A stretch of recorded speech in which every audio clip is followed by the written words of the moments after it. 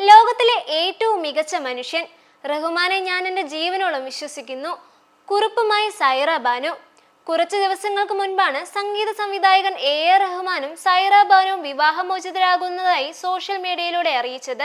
തൊട്ടു പിന്നാലെ റഹ്മാന്റെ ഗ്രൂപ്പിലെ ഗിറ്റാറിസ്റ്റായ മോഹിനി ഡേയും വിവാഹമോചനം പ്രഖ്യാപിച്ചു. ഇതോടെ റഹ്മാന്റെ വിവാഹമോചനത്തിന് കാരണം മോഹിനി ഡേയുമായുള്ള ബന്ധമാണെന്ന തരത്തിൽ ചർച്ചകളുണ്ടായിരുന്നു. കൂടാതെ AR റഹ്മാനെ ആക്ഷേപിക്കുന്ന തരത്തിലുള്ള പല അഭ്യൂഹങ്ങളും പരന്നു.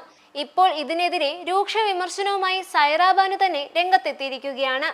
ലോകത്തിലെ ഏറ്റവും മികച്ച മനുഷ്യനാണ് AR റഹ്മാൻ എന്നാണ് സൈറ കുറിച്ചത്. തന്റെ ജീവനോളം റഹ്മാനെ വിശ്വസിക്കുകയും സ്നേഹിക്കുകയും ചെയ്യുന്നുണ്ടെന്നും സൈറ പറഞ്ഞു. റഹ്മാന്റെ പേര് കളങ്കം വരുത്തുന്ന തരത്തിലുള്ള പ്രചാരണങ്ങൾ അവസാനിപ്പിക്കണമെന്നും സൈറ കൂട്ടിച്ചേർത്തു.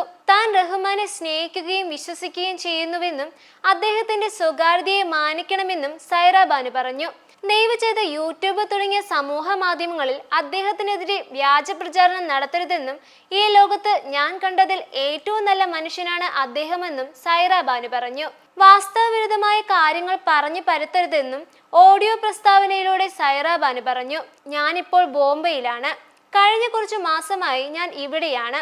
ARൽ നിന്നും ഒരു ബ്രേക്ക് എടുക്കുവാൻ വേണ്ടിയായിരുന്നു. പക്ഷേ അദ്ദേഹത്തെ കുറിച്ച് മോശമായി പറയരുതെന്ന് യൂട്യൂബർമാരോടും മാധ്യമങ്ങളോടും അഭ്യർത്ഥിക്കുകയാണ്. അദ്ദേഹം നല്ലൊരു മനുഷ്യനാണ്. ലോകത്തിലെ ഏറ്റവും മികച്ച മനുഷ്യനാണ്. എന്റെ ആരോഗ്യ പ്രശ്നം കാരണമാണ് എനിക്ക് ചെന്നൈയിൽ നിൽക്കുവാൻ സാധിക്കാത്തത്. ഞാൻ ചെന്നൈയിൽ ഇല്ലെങ്കിൽ സൈറ എവിടെയാണ് എന്ന് ആളുകൾ അന്വേഷിക്കുമെന്ന് എനിക്കറിയാം. ഞാൻ ചികിത്സയിലാണ്. ARന്റെ തിരക്കിനിടയിൽ ചെന്നൈയിൽ ഇത് സാധിക്കില്ല. അദ്ദേഹം എങ്ങനെയാണോ അങ്ങനെ തന്നെ തുടരാൻ അനുവദിക്കണം എന്നാണ് എനിക്ക് അപേക്ഷിക്കാനുള്ളത്. ഞാൻ എൻ്റെ ജീവനോളം അദ്ദേഹത്തെ വിശ്വസിക്കുന്നു. അത്ര തന്നെ അദ്ദേഹത്തെ സ്നേഹിക്കുന്നു. ഞങ്ങൾ അങ്ങനെയായിരുന്നു. അഭ്യൂഹങ്ങൾ പ്രചരിപ്പിക്കുന്നത് നിങ്ങൾ അവസാനിപ്പിക്കണം. ദൈവം അനുഗ്രഹിക്കട്ടെ. ഈ നിമിഷത്തിൽ ഞങ്ങളെ വെറുതെ വിടണമെന്ന് ആത്മാർത്ഥമായി പ്രാർത്ഥിക്കുന്നു.